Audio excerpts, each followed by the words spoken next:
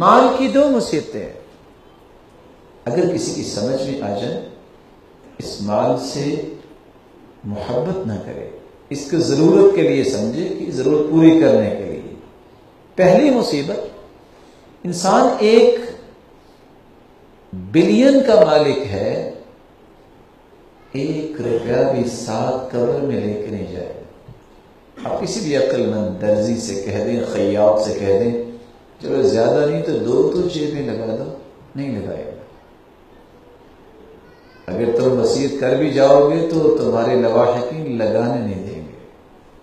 پہلی مصیبت یہ ہے آپ بلینز کے مالک ہیں، قبر میں 1 پیسہ بھی ساتھ لے جائے۔ دوسری مصیبت، ساتھ آپ کے 1 پیسہ نہیں گیا، یہ موج یہ مستی لواحقین کے حصے میں آئے گی، لیکن حساب تمہیں دینا پڑے گا۔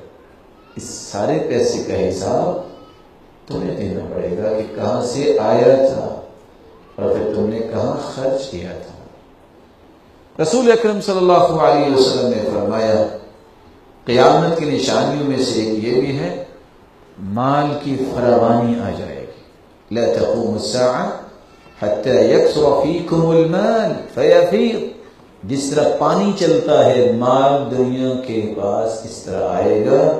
حتى يهم رب المال من يقبله منه صدقہ، لوگ صدقہ لے کے باہر نکلیں گے، کوئی صدقہ لینے والا نہیں ہوگا، سب کے پاس مال ہوگا